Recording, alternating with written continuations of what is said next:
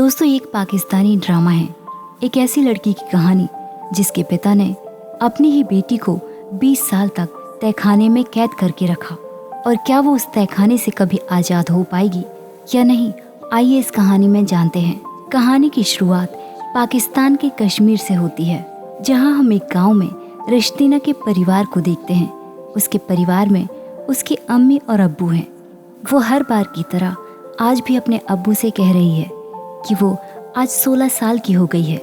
उसे सब तारीखें याद रहती हैं। आखिर तारीखें याद रखने के अलावा उसके पास कोई और काम है भी तो नहीं। लेकिन इसका भी क्या फ़ायदा, अभी वो 20 साल की हुई ही नहीं, क्योंकि उसके अब्बा पहले कहते थे कि जब तुम 17 साल की हो जाओगी तब तुम घर से बाहर निकलोगी। लेकिन अब उनका कहना है कि जब वो 20 साल की हो जाएगी फिर घर से बाहर निकलेगी। और रिश्तीना हर रोज़ यही सोचती रहती है कि आखिर वो बाहरी दुनिया कब देखेगी, कब वो चमकता हुआ सूरज देखेगी और कब वो रात का चांद देखेगी। दरअसल रिश्तीना ने इन 16 सालों में कभी भी बाहर की दुनिया नहीं देखी। जब भी उसके अम्मी अब्बू को काम से बाहर जाना होता है तो उसे तहखाने में बंद करके जाते हैं और बाहर से ताला लगा देते हैं, और बाकी का वक्त वो अकेले ही इसी तहखाने में बिताती है। उसी तहखाने के अंदर उसके अब्बू ने उसके लिए एक झूला बांधा हुआ है। कुछ किताबें हैं जो उसके अब्बू ने उसे पढ़ना सिखाई हैं ताकि वो अकेले यहाँ बोर ना हो सके। उसने अपने अम्मी अब्बू के अलावा किसी और तीसरे इंसान को नहीं देखा, ना ही उसे पता है कि दुनिया में कोई और भी है। और यूं ही रिश्तीना के सवाल करते हुए 4 साल भी बीत जाते हैं और अब रिश्तीना 20 साल की हो चुकी है। उसकी अम्मी की तबीयत बेहद खराब है और वो इस वक्त अपनी दुकान में मौजूद है। उसकी अम्मी ने उसके अब्बू से कहा कि हमारी बच्ची 20 साल की हो चुकी है, आखिर उसे उसका सच कब बताओगे। इतना कहते ही उसकी अम्मी ने रिश्तीना के अब्बू के हाथों में दम तोड़ दिया। रिश्तीना के अब्बू सोचने लगे कि आखिर वो इस सच को रिश्तीना से कैसे छुपाएंगे। रिश्तीना की अम्मी को दफनाने के बाद वो घर गए। उसने अब्बू से कहा कि अम्मा कब आएंगी, क्या रिश्तेदारी में जाना इतना जरूरी था। पहले ही हम 3 लोग हैं, अब एक चला गया तो बस 2 ही बचे हैं। अम्मा से कहो कि वो जल्दी आ जाएं। उसके अब्बू ने उसे समझाया कि तुम फिक्र मत करो, तुम्हारी अम्मा कल ही आ जाएंगी। दरअसल रिश्तीना की अम्मी पहले उसे छोड़कर कभी भी नहीं गई, इसलिए उसे अजीब सी बेचैनी हो रही है। सुबह से वो अकेली है, पूरा दिन रस्सी कूदती है। ये सब कहते हुए वो अपने अब्बू के सामने रोने लगी। कुछ देर के बाद रिश्तीना अपने अब्बू के पास आकर फिर से बैठ गई और कहने लगी कि अब्बा जान, मेरे सारे काम हो गए हैं, अब आप मुझे कहानी सुनाएं। उसके अब्बू उसे रोज कहानी सुनाकर सुलाते हैं, लेकिन आज उसके अब्बू का मन बहुत भारी है। जाहिर सी बात है, उन्होंने अपनी पत्नी को खो दिया है, लेकिन वो ये सच अपनी बच्ची को भी नहीं बता सकते। रिश्तीना की जिद करने पर वो उसे एक इंसान की कहानी सुनाने लगे। बहुत साल पहले की बात है। 2 बच्चे हुआ करते थे, एक ही मोहल्ले में रहते थे। वो बहुत अच्छे दोस्त थे। एक बहुत सुस्त था और एक बहुत तेज भागने वाला बच्चा पढ़ाई में भी बहुत तेज था।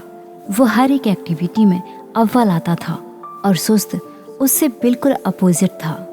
दोनों एक दूसरे को तेज और सुस्त के नाम से बुलाते थे। और यहाँ हम बता दें कि उसके अब्बू अपनी और अपने दोस्त की कहानी सुना रहे हैं। इस तरह वक्त गुजरता गया, दोनों बड़े हो गए। सुस्त ने 10वीं के बाद अपनी पढ़ाई छोड़ दी और तेज BSc करके CSS का एग्ज़ाम दिया। CSS करके वो बहुत बड़ा अफसर बन गया। तेज का एक भाई था नादूर, और उसके पिता का नाम था कारवान खान। जब उसके पिता को पता चला कि तेज एक अफसर बन गया है तो बहुत खुशियाँ मनाई गई। पूरे गांव को फूल के हारों से सजाया गया और उसके अफसर बनते ही तेज के लिए रिश्ते भी आने शुरू हो गए। और उसके पिता ने अपनी जुबान के मुताबिक तेज की शादी अपने दोस्त की बेटी से करा दी। इस तरह तेज की शादी हो गई, लेकिन उसकी बीवी इस शादी से खुश नहीं थी। वो बचपन से एक बड़ी हवेली में रही थी। वो एक आम इंसान के साथ अपनी पूरी जिंदगी नहीं गुजार सकती थी। वैसे तो तेज अफसर बन चुका था, लेकिन फिर भी अभी उनके पास उसकी पत्नी जैसी हवेली नहीं थी। उसकी पत्नी को तेज का ये घर कबाड़ खाना लगता था और अब तेज की जॉब इस्लामाबाद में थी। वो कुछ दिन के लिए इस्लामाबाद चला जाता है। एक दिन तेज का दोस्त उसे अपने साथ एक गाने वाली के यहाँ ले गया और तेज का वहाँ आना जाना रोज का हो गया। और कुछ ही दिनों में वो गाने वाली को पसंद करने लगा और उसने कुछ ही दिनों में गाने वाली से शादी कर ली। और इस शादी के बारे में तेज और उसके दोस्त सुस्त के अलावा किसी को भी पता नहीं था। और ये जिंदगी तेज के मुताबिक चलने लगी। और इसी बीच तेज को पता चलता है कि जिससे उसने शादी की है वो गाने वाली उसके बच्चे की माँ बनने वाली है। इस बात की खबर जब तेज को पता चली तो वो फौरन ही इस्लामाबाद पहुंच गया। वहाँ उसे डॉक्टर ने बताया कि उसने एक बच्ची को जन्म दिया है, लेकिन वो उसकी माँ को नहीं बचा सके। तेज उस बच्ची को घर ले आया। उसके आते ही घर में कोहराम मच गया, क्योंकि वो लड़की एक गाने वाली की बच्ची थी। उसके पिता ने तेज से कहा कि ना मैं तुझे छोड़ूंगा और ना ही इस बच्ची को, क्योंकि आज ही एक है, कल दो हो जाएंगी और इन गाने वालों की तादाद इस तरह बढ़ती जाएगी। तेज की अम्मी ने उस बच्ची को लेकर तेज को वहाँ से भाग जाने को कहा और वो उस बच्ची को लेकर वहाँ से भागने लगा। और उसे लेकर वो अपने दोस्त के पास पहुँचा। उसने उससे कहा कि मेरी बच्ची को बचा ले, मेरा बाप इसे मार डालेगा। सुस्त ने परेशान होकर उस बच्ची को छुपा लिया। अगली सुबह उसे खबर मिली कि तेज के भाई बातूर और उसके पिता कारवान ने उसे इतना परेशान किया कि तेज को दिल का दौरा पड़ गया और अस्पताल जाते जाते वो बेचारा रास्ते में ही मर गया। अचानक तेज की मौत का सुनकर सुस्त बहुत ज्यादा डर गया। उसने उस बच्ची को घर में छुपा लिया। घर नहीं कह सकते उसे, सच कहें तो तहखाने में 20 साल तक उसे यूं ही कैद करके रखा। ये बात सुनते ही रिश्तीना ने अपने अब्बू से बड़ी ही हैरानी से पूछा कि जिस आदमी के बारे में आपने बताया जिसका नाम सुस्त था, आखिर उसका असली नाम क्या था। उसके अब्बू ने बताया कि दरवेश खान, और ये नाम उसके अपने अब्बू का था जो ये कहानी उसे सुना रहे थे। इसका मतलब था कि रिश्तीना ही वो बच्ची है जिसे इतने सालों से सबकी नजरों से उसके अब्बू ने इस तहखाने में उसे रखा हुआ है। और वो इतना बड़ा राज जानने के बाद अचानक अपनी अम्मी के बारे में उससे पूछने लगी कि आखिर उसकी अम्मी कहाँ है। और उसके अब्बू ने ये सच भी बता दिया कि उसकी अम्मी की मौत हो चुकी है। अब रिश्तीना के साथ जो भी होने वाला था वो सोच भी नहीं सकती थी। उसके ऊपर दुखों का पहाड़ टूट पड़ा था। इस दुख के हल्का होते ही उसके अब्बू ने तय किया कि अब वो रिश्तीना को आज़ाद कर देगा। और उसने उस तहखाने का दरवाज़ा खोला और रिश्तीना को दरवाजे से बाहर लेकर आया। आज उसने पहली बार इतनी तेज रोशनी को देखा था, इतनी खूबसूरत दुनिया को आज उसने अपनी आंखों से पहली बार देखा। वो अपनी आंखों पर यकीन नहीं कर पा रही थी कि ये दुनिया इतनी खूबसूरत भी हो सकती है। वो इस कुदरत की हवा को महसूस करने लगी।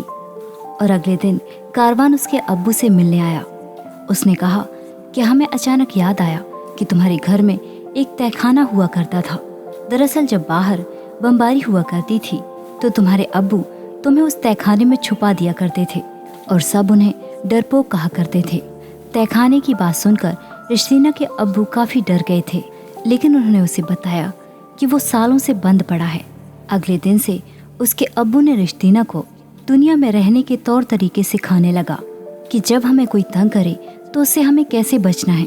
उसने रिश्तीना को एक फ़ोन भी लेकर दिया।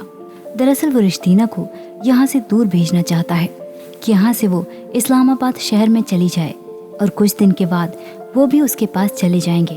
और फिर वो दिन भी आ जाता है जब रिश्तीना को इस्लामाबाद के लिए निकलना था।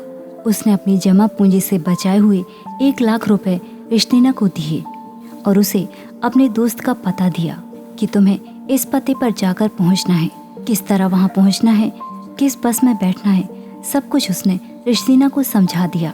और अंधेरा होते ही रिश्तीना के अब्बू वो उसे छोड़ने के लिए जाने लगा, लेकिन रास्ते में बातूर उसे देख लेता है और ये बात वो अपने अब्बा कारवान को बता देता है कि दरवेश खान किसी लड़की को छोड़ने कहीं पर जा रहा था। और उन्हें शक ये है कि यदि वो लड़की उसकी रिश्तेदार होती तो वो यूं अंधेरे में उसे छोड़ने भला क्यों जाता। सुबह होते तक वो वहीं पर छुपे रहे और उसके अब्बू ने रिश्तीना को इस्लामाबाद जाने वाली गाड़ी में बैठा दिया। वो अपनी बेटी से पहली बार दूर हो रहा था। वो फिर से अपनी बेटी से मिल पाएगा या नहीं, ये तो कोई नहीं जानता। बाप बेटी एक दूसरे से दूर होते हुए दोनों की आंखें नम हैं और इस तरह रिश्तीना इस्लामाबाद के लिए निकल जाती है। जब उसका अब्बू घर वापस आया तो घर में कारवान और वातूर पहले से मौजूद थे। कारवान उसे सवाल पर सवाल करने लगा कि आखिर वो लड़की कौन थी जिसे तुम रात के अंधेरे में छोड़ने गए थे। वो कारवान को समझाने की कोशिश करता है कि मेरे साथ कोई भी लड़की नहीं थी, लेकिन कारवान उसकी बातों पर यकीन नहीं करता।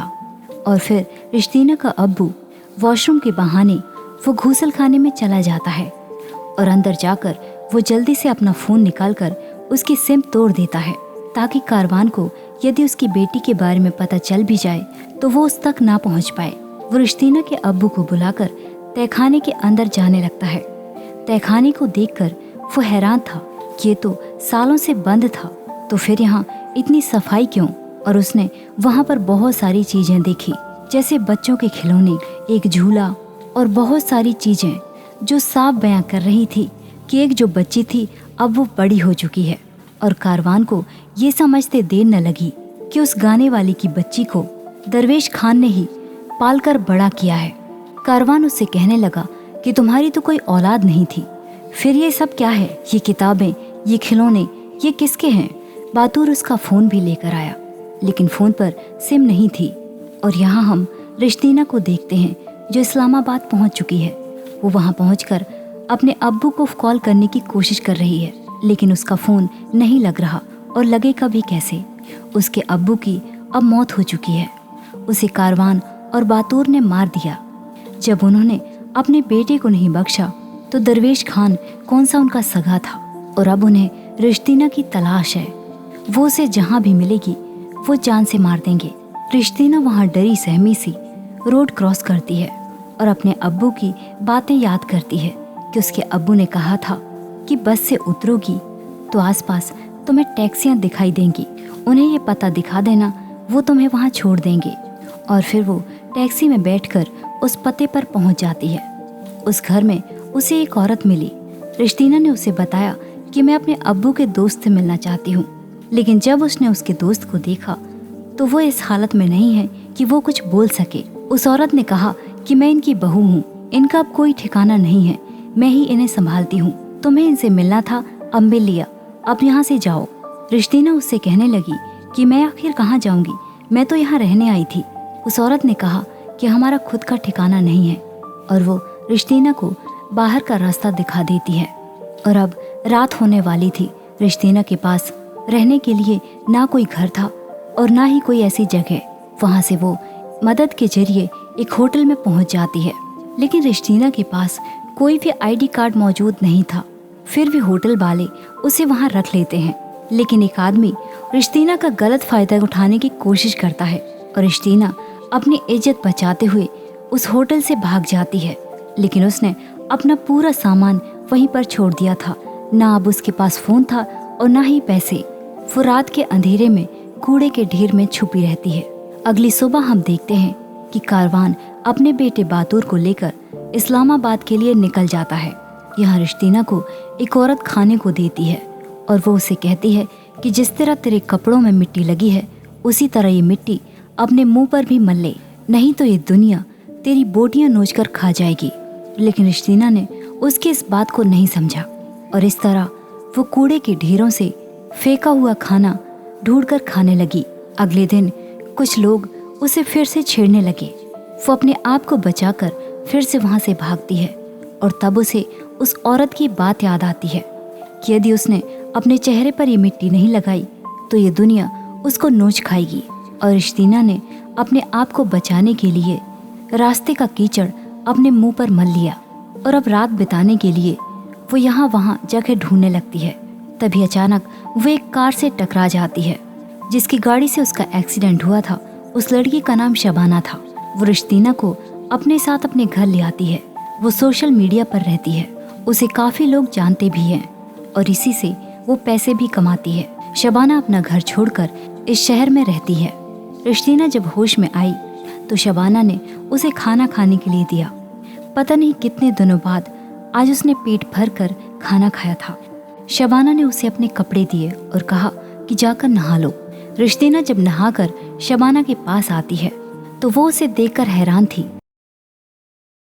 वो उससे पूछने लगी कि तुम तो कितनी सुंदर हो, फिर तुम इस तरह बनकर क्यों रहती हो। रिश्तीना ने उससे कहा कि यदि मैं ऐसी बनकर नहीं घूमूंगी तो जमाना मुझे नोचकर खा जाएगा। इस पर शबाना ने उससे कहा कि यदि ऐसा होता तो हम सबको भी जमाना नोचकर खा चुका होता। हम तो अपने चेहरे पर मिट्टी नहीं मलते। रिश्तीना ने रोते हुए उससे कहा कि तुम्हारे सिर पर छत है, तुम्हारे पास घर है, मेरे पास घर नहीं है, मैं सड़क पर सोती हूँ।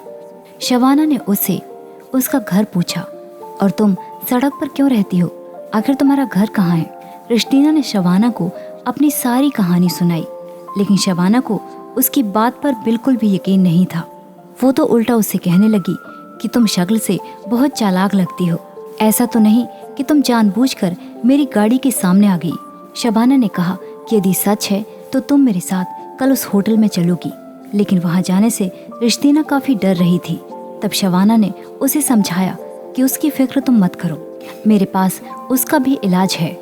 और अगली सुबह वो अपने साथ खादिम नाम के आदमी को लेकर उस होटल में जाती है। खादिम एक गुंडे के लिए काम करता है जो इस्लामाबाद का बहुत बड़ा गुंडा है। पहले तो वो होटल का मैनेजर रिश्तीना को पहचानने से इनकार करने लगा, लेकिन जब खादिम ने उसकी खातिरदारी की तो वो सब कुछ उगलने लगा और उसने रिश्तीना का पर्स वापस कर दिया जिसमें उसके पैसे थे। और अब शबाना को रिश्तीना पर यकीन हो गया था। रास्ते में रिश्तीना उससे कहती है कि गाड़ी रोको, यहाँ पर मेरे जानने वालों का घर है। वो फिर से अपने अब्बू के दोस्त के घर जाती है। उस औरत ने उसे अपना नंबर दिया और कहा कि जब तुम्हारे अब्बू यहाँ कभी आएंगे तो मैं तुम्हें कॉल कर दूंगी। और रिश्तीना ने भी उसे अपना नंबर दे दिया। इस तरह कुछ दिन बीतते हैं। रिश्तीना धीरे धीरे शबाना के साथ रहकर उसके तौर तरीके सीखने लगी थी।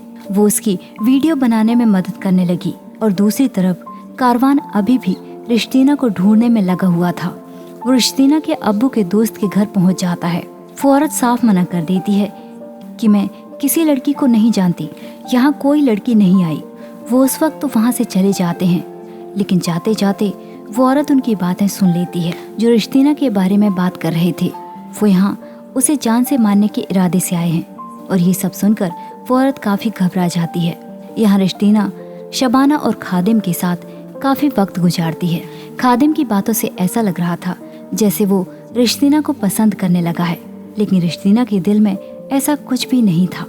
उसके मन में तो बस इस दुनिया को देखकर ढेर सारे सवाल हैं। शबाना जो वीडियो बनाती है वो बहुत सारे लोग देखते हैं।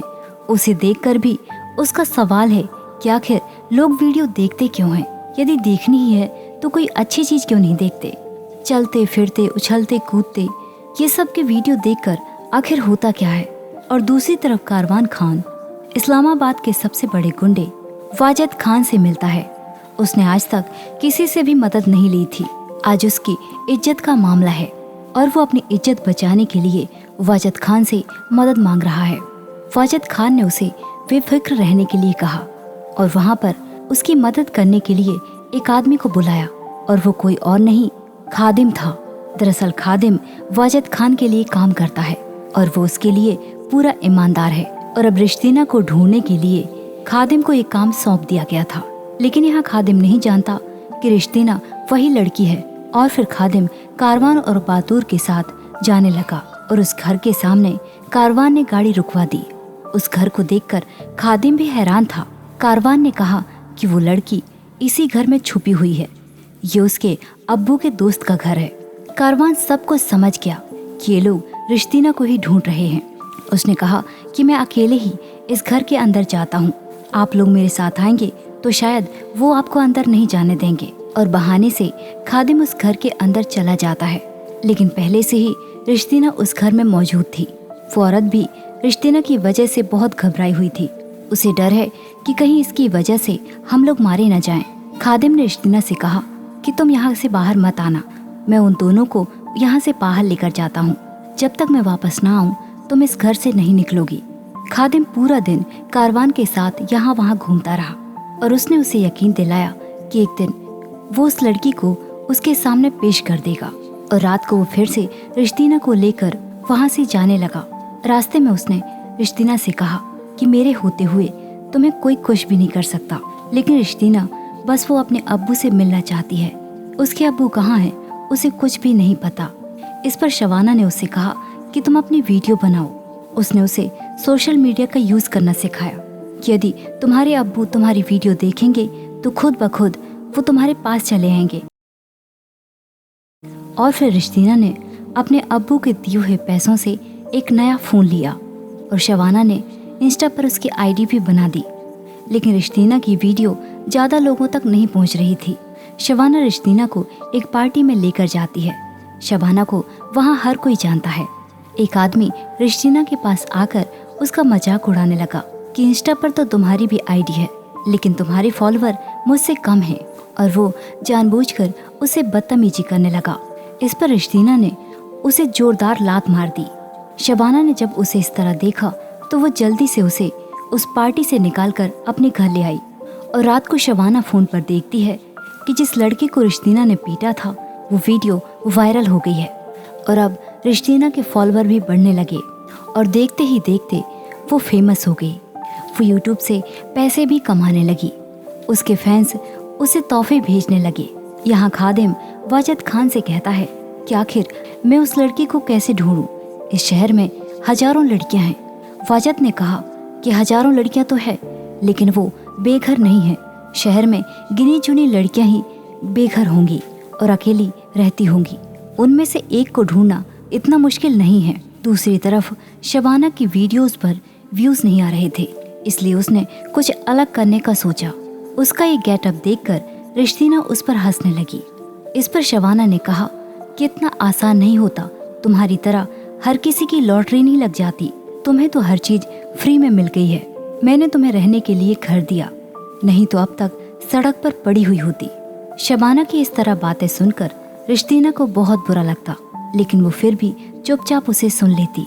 और अगले दिन शबाना के एक गेटअप से रिश्तीना को एक आइडिया मिला कि क्यों ना वो इस तरह के कपड़े पहनकर वो अपने बाबा की खबर लेने अपने घर जाए। और उसने ऐसा ही किया। वो इस्लामाबाद से सीधा अपने घर पहुंचती है। उसके चाचा बातूर ने उसे नहीं पहचाना। रिश्तीना ने उससे कहा कि मुझे दरवेश खान से मिलना है। बातूर ने उसे बताया कि वो तो कब के गुजर गए। अपने पिता की मौत की खबर सुनते ही उसके पैरों तले जमीन न रही। वो वहीं पर बैठकर हिम्मत सी हार गई। ये देखकर फातूर भी हैरान था। वो रिश्तीना से बार बार पूछने लगा कि आखिर तुम हो कौन? रिश्तीना ने अपनी छड़ी से फातूर को घायल कर दिया और वो वहीं पर गिर गया। इस मौके का फायदा उठाकर रिश्तीना वहां से निकल गई।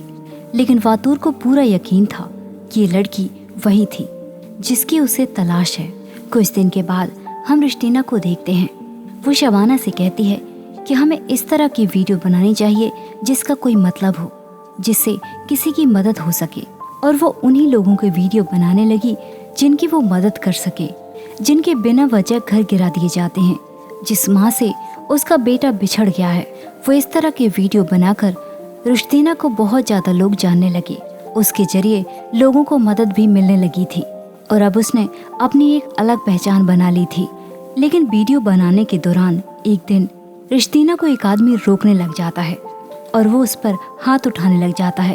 तभी वहाँ पर खादिम आ जाता है और उन दोनों में हाथापाई होने लगती है। तभी वहाँ पर पुलिस आ जाती है और पुलिस खादिम को ही अरेस्ट कर लेती है। दूसरी तरफ वाजद खान को वही आदमी खादिम के बारे में बता देता है कि वो एक लड़की को बचा रहा था और उन्हें रिश्तीना के अब्बू के दोस्त के घर के सीसीटीवी फुटेज भी मिल जाते हैं जहां पर खादिम रिश्तीना से मिलता है। और अब उन सबको पता चल चुका था कि रिश्तीना ही वही लड़की है जिसकी तलाश कारवान को है और खादिम उन सब से ये बात छुपा रहा था। वहीं खादिम का दोस्त उसकी जमानत करा देता है। तभी वाजिद खान के आदमी उसे पकड़कर उसके सामने पेश करते हैं। वाजिद खान जब खादिम को सारी सच्चाई बताता है तो खादिम वाजिद खान को जान से मार देता है और अपने आप को पुलिस के हवाले कर देता है। जेल में रिश्तीना खादिम से मिलने जाती है और खादिम उसे अपने दिल की बात कह देता है कि वो उसे प्यार करता है और अब शायद वो जेल से बाहर जिंदा नहीं निकलेगा। रिश्तीना ने उसकी बात का कोई भी जवाब नहीं दिया और वो वहाँ से चली जाती है। और कुछ महीनों के बाद कत्ल के मुकदमे से भी खादिम जेल से बाहर आ जाता है। लेकिन रास्ते में कारवान के आदमी उसे पकड़ लेते हैं और खादिम को अपने अड्डे में ले आते हैं और वहाँ उसे जान से मार दिया जाता है। और अगले दिन रिश्तीना ने वो वीडियो बनाया जिससे उसकी अपनी खुद की मदद हो सके। उसने कहा कि आज तक मैंने जो भी वीडियो बनाई उसमें लोगों की मदद की है। मैं आज की वीडियो अपने लिए बना रही हूँ। उसने बताया कि मेरे अब्बा को कत्ल किया गया है। मेरे अब्बा जान का कत्ल मेरे दादा कारवान खान ने किया है और अब मैं किसी से भी नहीं डरूंगी। मैं थाने जाऊंगी, वहाँ पर उसकी रिपोर्ट लिखवाऊंगी। उसका ये वीडियो बहुत वायरल हुआ और सभी ने उसकी कहानी सुनी और फिर वो एक लॉयर को लेकर अपने दादा कारवान के घर पहुंची। उसने उससे कहा कि मेरा नाम रिश्तीना है, सुना है आप काफी वक्त से एक लड़की की तलाश कर रहे हैं। उसकी वजह से आपने काफी लोगों का कत्ल भी कर दिया और वो लड़की आज आपके सामने खड़ी है। जो करना है आप कर लीजिए। ये सुनते ही बहादुर ने उसके साथी को पीछे से हमला कर दिया और उसे बेहोश कर दिया। रिश्तीना भागते हुए उसी तहखाने में पहुंच गई। कारवान ने बहादुर से कहा कि तू इस पर गोली चला दे, मैं इसको अपनी आंखों के सामने तड़पता हुआ देखना चाहता हूँ। लेकिन बहादुर को अपना बीता हुआ कल याद आने लगा कि कारवान किस तरह उस पर अपनी हुकूमत चलाता है। वो जैसा कहता है वो वैसा ही करता है। उसकी वजह से उसने कितने लोगों को जान से मार दिया। और यहाँ हमें एक और सच्चाई पता चलती है कि रिश्तीना के जो पिता तेज थे उनका कत्ल कारवान और बहादुर ने मिलकर किया था। उसे दिल का दौरा नहीं पड़ा था और बहादुर ने रिश्तीना पर गोली चलाने से मना कर दिया। तब तक पुलिस वहाँ पर आ जाती है जिसे रिश्तीना ने पहले ही इन्फॉर्म कर दिया था और वो कारवान को गिरफ्तार कर लेती है। और फिर रिश्तीना दुनिया के सामने अपनी कहानी सुनाती है कि आखिर वो रिश्तीना कैसे बनी। उसे रिश्तीना उसके अब्बू ने बनाया। जो भी उसे हिम्मत मिली उसके अब्बू से मिली। यदि वो ना होते तो उसे कब का मार दिया गया होता। उन्हीं की वजह से आज वो यहाँ पर बैठी है।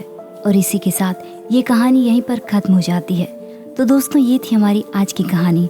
हमारी कहानी आपको कैसी लगी कमेंट करके ज़रूर बताइए और ऐसी ही कहानियों के लिए हमारे चैनल को सब्सक्राइब कीजिए। Thanks for watching.